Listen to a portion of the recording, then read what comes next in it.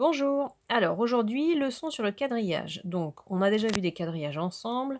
Un quadrillage, c'est un ensemble de lignes qui se croisent. Plusieurs choses à retenir. Dans ce sens-là, quand c'est allongé, on appelle ça une ligne.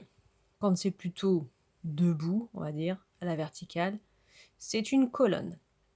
Dans un quadrillage, on peut trouver plusieurs choses.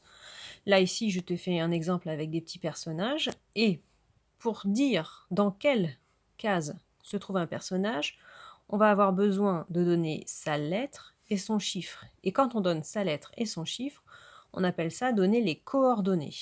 Tu vois, je te l'ai mis là en rouge. Donc, par exemple, le petit personnage avec la casquette verte, il est en C1 parce qu'il est dans la case C, dans la première ligne. La petite fille avec les couettes, je regarde bien, je remonte, elle est en E3. Alors, maintenant, petit exercice qu'on va faire ensemble pour voir si tu as bien compris. Par exemple, la petite fille, tu vois, ici, elle est en B5. Maintenant, le petit garçon, à ton avis, en quoi il est? Il est en E1. Maintenant, le petit garçon avec la casquette verte. Je te laisse réfléchir. Il est en C1. La petite fille blonde.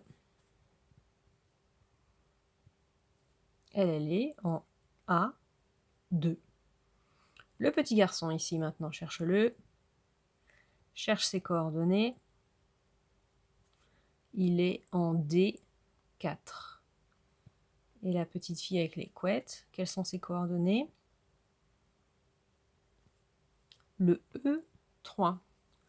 Donc, rappelle-toi, on a un quadrillage dans lequel on a des lignes, des colonnes, et quand on donne le chiffre et la lettre du personnage ou de l'objet que l'on cherche, on appelle ça donner des coordonnées.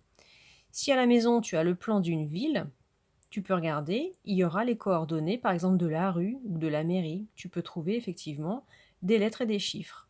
C'est comme ça qu'on peut se repérer sur un plan. Maintenant, je t'invite à ouvrir ton fichier, à lire tes exercices et à les faire tout seul. À bientôt!